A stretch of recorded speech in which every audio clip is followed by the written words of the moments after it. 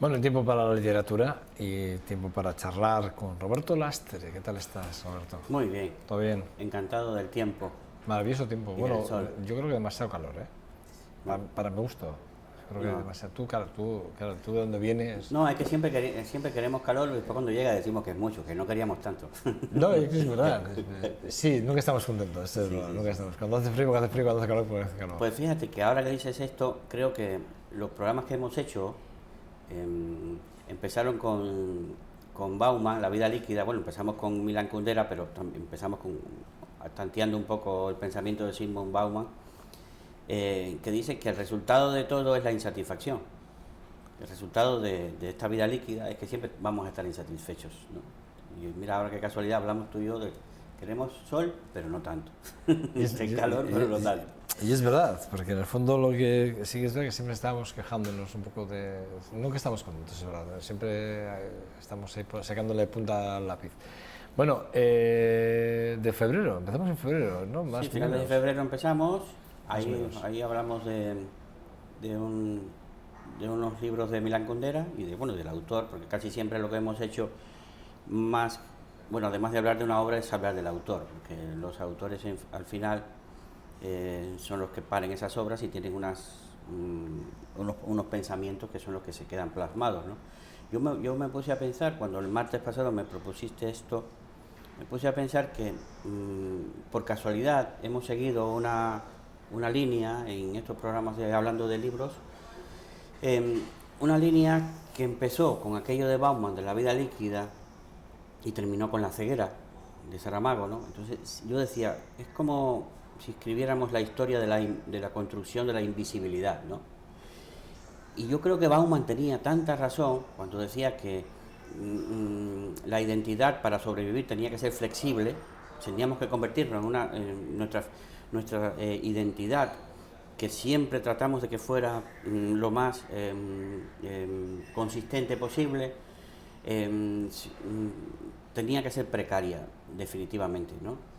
Y fíjate que cuando tocamos a Mishima, que tenía una lucha en defensa de la identidad suya y la identidad nacional, terminó suicidándose, haciéndose La Araquiri, sí. sí. Entonces, la historia es cómo hemos ido viajando por ciertos libros en los cuales en unos es la lucha por la reconstrucción de la memoria, del pasado, de la historia, como Stefan Zweig o Cabrera Infante o Esperanza Molina, y en otros es como la historia de la construcción de una identidad diferente, una identidad nueva, ¿no? Y incluso la revelación de la ceguera, de la invisibilidad.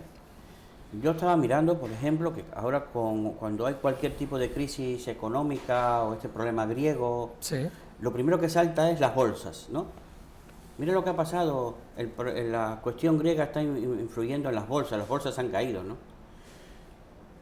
Pero si es que las bolsas son capital especulativo, eso no dice nada.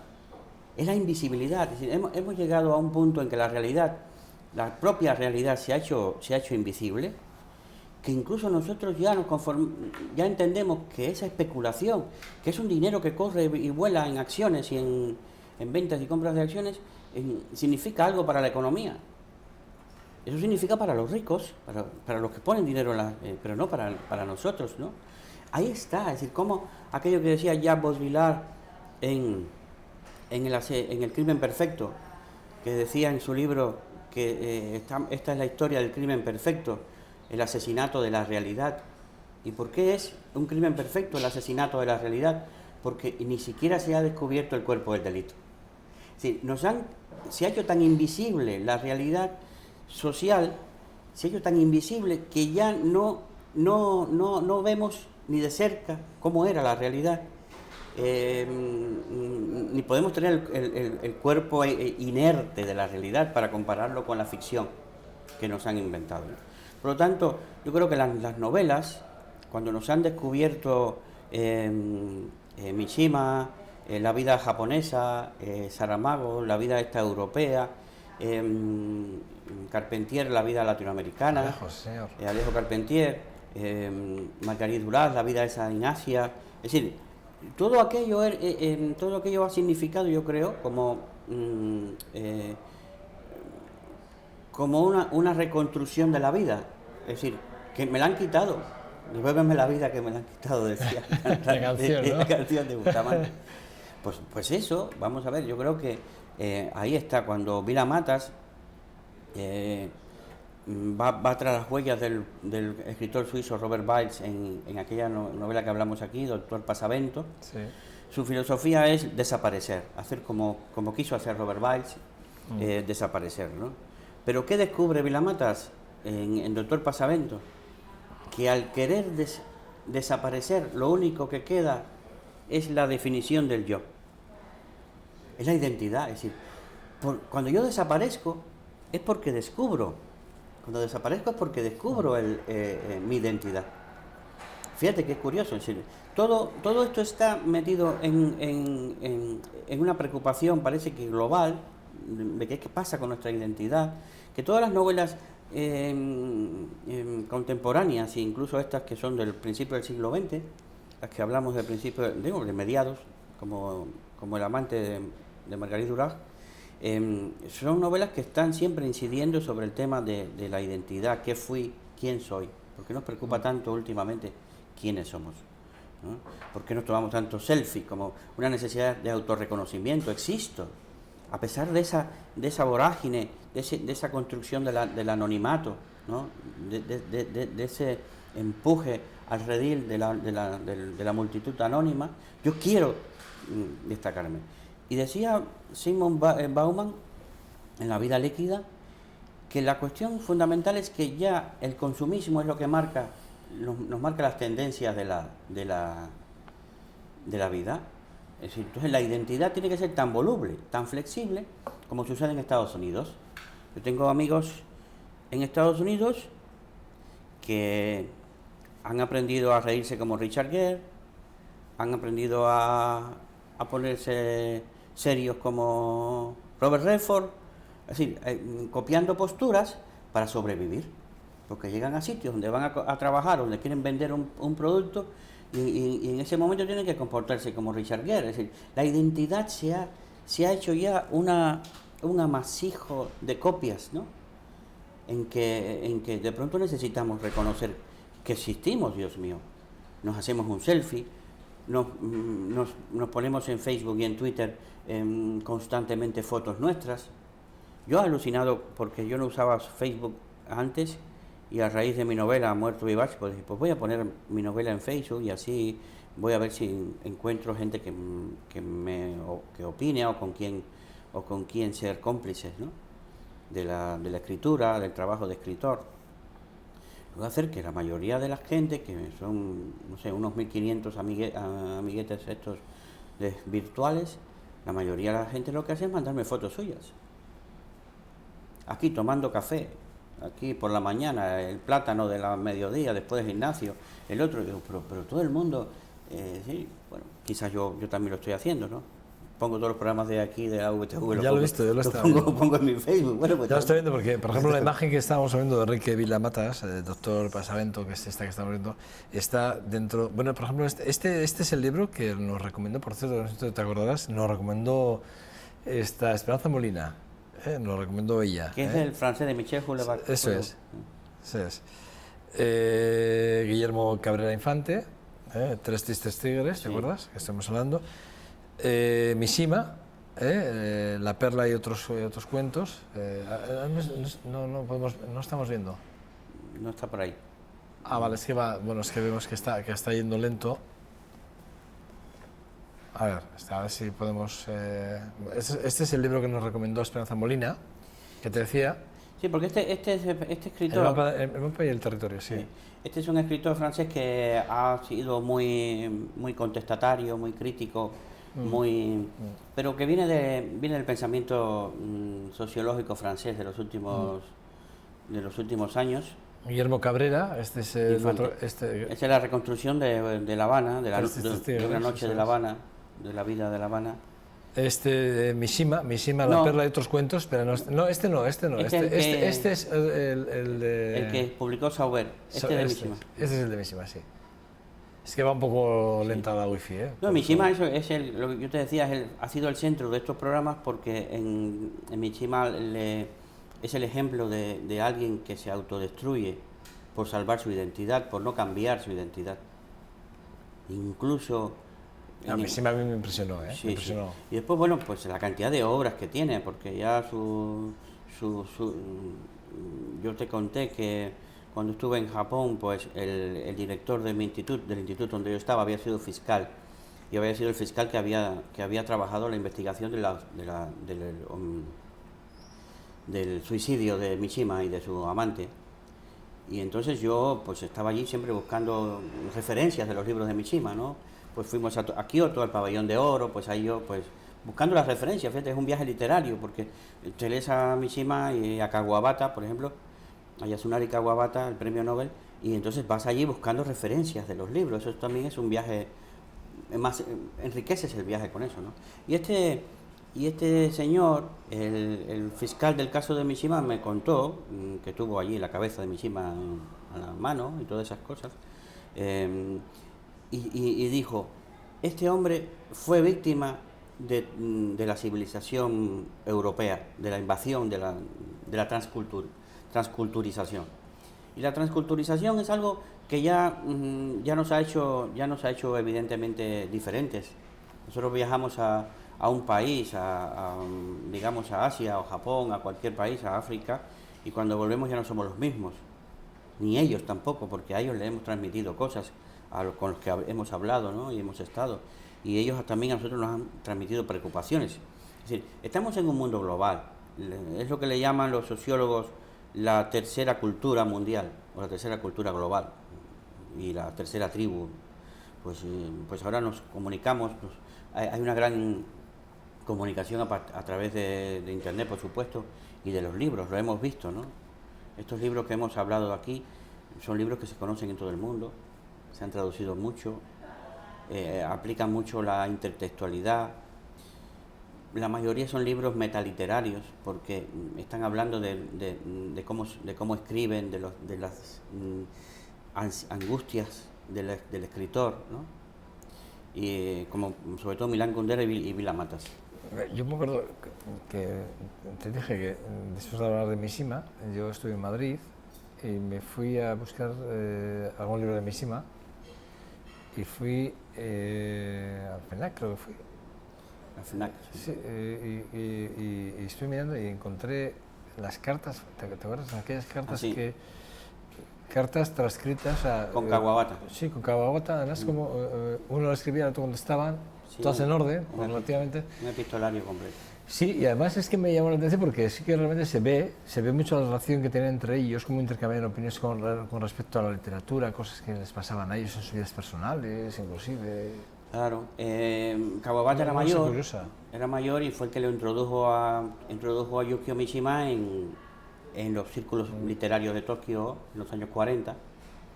Y fíjate que empezó Mishima por ahí con aquellas historias de una máscara, donde también venía el problema, un manifiesto de la cuestión de la identidad perdida, ¿no? Yo creo que ya con la globalización, toda cultura local tiene que defenderse frente a esa invasión transculturizadora, pero sabiendo que se tiene que defender dentro de un mundo global, para pertenecer a ese mundo global, para no morir y perdurar dentro de ese mundo global. Pero lo que no se puede es, como quería Mishima, aislar a Japón del resto del mundo para como los fundamentalistas de Afganistán, ¿no? O de esto, aislar a un país del resto de la influencia mundial, ¿no? Bueno, también hablamos de Luis Mangrilla, que hablamos del estilo rico, estilo pobre, un libro que nos ayudaba mucho, que ayuda, bueno, que era aconsejable que todo aquel que quiera escribir y que quiera dedicarse al gran oficio de la escritura, debería leérselo, por lo menos tenerlo de cabecera, cuando mínimo tenerlo de cabecera. Sí, por lo menos para que tengan una inquietud de Ahí lo tienen. Sí, buscar más, sí, una inquietud de buscar más en el lenguaje, ¿Sabes qué pasa? Nosotros vamos copiando, ¿no? Parece que esas células espejo que tenemos vamos copiando. Entonces, pues a veces copiamos frases hechas o frases que a un escritor le quedó bien o nos pareció bien y ya las repetimos. Y resulta ser están que, mal hechas. Sí, resulta ser que dice Luis Magriñá que están mal hechas. Sí, están mal hechas. Sí. Las estamos repitiendo, Sí, sí. pero están mal escritas, no dicen lo que tienen que decir. Bueno, Alejo Carpentier, El siglo de las luces. El siglo de las luces, yo creo que es una novela que También hablamos de ella. que aquí, es imprescindible también leerla. Hoy siempre decimos que este tipo de literatura más barroca es más incómoda de leer, pero no, es que hay que plantearse esto, ¿no? Sí, los cuentos completos de Aleja. Los cuentos son preciosos, son cuentos. Yo creo que le pasó a Carpentier como a Hemingway, que pensaron que los cuentos no eran importantes. Resulta ser que los cuentos han devenido tan importantes o más que las novelas, porque los cuentos de Carpentier son unos cuentos de una factura tan hermosa que los hace. Y Bauman, donde empezó todo, nuestra relación. Mira, aquí empieza nuestra relación. Sí, este hombre dice. Oye, qué frase más bonita, ¿no? Sí, la vida líquida, porque además lo que dice él, el consumismo nos lleva. Yo ahora he tenido que comprarme otro móvil táctil porque me robaron el anterior y estuve un mes sin el móvil, ¿no? Y decías, qué gozada, ¿no? Apartarme de la tecnología. Al final tienes que comprártelo porque necesitas para vivir. Es decir, ya nosotros tenemos que construir nuestra vida sobre la base de lo que existe. No podemos, ya hay quien dice, yo me voy a alejar al campo y olvidarme de toda la tecnología. Bueno, a ver cuánto duras, ¿no? Y con quiénes te relacionas, porque es que ya no puedes renunciar a ningún tipo de acontecimiento tecnológico, de novedad técnica, no puedes ya. Estaba intentando buscar el último libro que hablamos de José Saramago, ahí lo tenemos. El ensayo sobre la ceguera. Empezamos con el líquido, tú lo has dicho antes, empezamos con el líquido y acabamos aquí con el ensayo de la ceguera. Sí, con la ceguera, que es como que somos tan indiferentes. Lo que no llegamos a ver. Porque fíjate, enlazando el primero, Bauman con Saramago, Bauman decía que aquella afán de libertad que antes era una complicidad entre muchos para conseguir la felicidad de grupos o la felicidad general, la felicidad de un país o la felicidad de la familia, se ha reducido a la felicidad individual. ¿Sí? Yo procuro mi dicha, la mía, por encima de la de mi familia, de mis amigos, de mis colegas, no sé, vamos a ver. No es que nos estemos criticando a cómo somos hoy, sino es que hemos llegado a hacer eso. Antes había una complicidad, por eso que había utopías, y había ilusiones, y había revoluciones, y todo esto porque había un hecho que era procurar la dicha colectiva, la felicidad común, ¿no? Pues Bauman decía que ya eso estaba desaparecido. Y viene y lo demuestra también José Saramago cuando convierte a todo el mundo ciego para que se dé cuenta de que solamente se estaba mirando uno al ombligo de uno, que no mirabas a los demás, que utilizabas a los demás. Sí. Yo creo que la motivación pragmática, pragmática es lo que mueve al ser humano en la sociedad, ¿no? Pero la motivación pragmática no significa utilizar y usar al otro, ¿no? Significa satisfacerte, pero en la medida en que tu satisfacción sea compartida, sea de grupo, o sea solidaria y no sea egoísta, bueno, pues perfecto, ¿no? Bueno, mi buen amigo Roberto Lastre. Aquí estamos con los libros impresos, porque los libros digitales son otra cosa. No tiene nada que ver, el papel es el papel. El papel es el papel. Últimamente todo el mundo quiere ser escritor, gracias también a Internet y a las facilidades que se dan, pero vuelvo yo a repetir, es otro tipo de escritura. Es un tipo de escritura no contrastada, muy espontánea, de gente que no se ha leído, por ejemplo, a Luis Magriñá, que no saben. Incluso es que yo me doy cuenta de que ha desaparecido un tipo de exigencia, que lo hablamos antes, ¿no? Que no lo veías en Unamuno ni en un nivel de exigencia en los escritores anteriores, que ya no hay. Pues ves escritores en libros famosos, libros que se han vendido superventas, cargados de errores gramaticales de todo tipo, ¿no? Y así es. Pues hemos Roberto, terminado un ciclo. hemos sacado un ciclo. Ya no hablaremos más de la vida líquida ni de la Bueno, identidad. yo creo que sí, yo creo que de la vida líquida no dejaremos hablar nunca, porque empezamos ahí con Bauman y la verdad es que yo aprendí mucho, porque era otra forma de ver la vida, que llegaste entonces, hasta que yo no te conocí a ti y me hablaste de Bauman y de la vida líquida, yo no lo entendía. Me pasa con Saramago, y eso que le enseñé sobre la ceguera, sí que había... La novela sí la había oído hablar de ella, ¿entiendes? Y había leído alguna crítica por él, pero no me la he leído. Pero sí sabía un poco de su contenido. Quiero decir que sí que hemos aprendido, yo bueno, sí he aprendido mucho contigo. Es mi caso, y además me has dejado muchos deberes. Lo de Mishima me impresionó, Mishima me parece que es lectura oriental que hay que tenerlo muy en cuenta, cómo escribe, cómo piensa, la filosofía, la búsqueda de la belleza, la vida, en la forma y en el contenido, todo eso. Y este tipo de cosas sí hay que tenerlas en cuenta. Bueno, creo que en mi caso he aprendido, yo siempre digo todos los días, o casi todos los días he dicho lo mismo, ¿no? Que yo todos los días en este programa he aprendido cosas nuevas, ¿no? Claro. Y el hecho de estar con tanta gente. Y por lo tanto, si yo he aprendido, entiendo que los televidentes, evidentemente, les ha pasado lo mismo, ¿no? Los que han seguido el programa o siguen el programa se quedan con exactamente igual que yo, con conceptos, ¿no? Porque también, como hablas con tanta gente y tienes esa posibilidad de ver diferentes puntos de vista, diferentes ideologías incluso, Está claro. Es que es muy enriquecedor, la verdad. Es que yo la verdad es que he aprendido mucho en este programa. Yo también cuando lo veo. Qué majo. O sea, a mí me pasa a veces que me pongo a ver el programa y me engancho a mi propio programa. Es decir, digo, si lo he hecho yo, ¿no? Pero me engancho yo. No, incluso descubres cosas que no, que no te recordabas que se hubieran tratado. Temas. Incluso me ha pasado alguna vez de no estar satisfecho con lo que he hecho, como lo he hecho, y luego lo he visto en casa y digo, pues mira, al final es un poco más de la exigencia que igual me pido yo a mí mismo.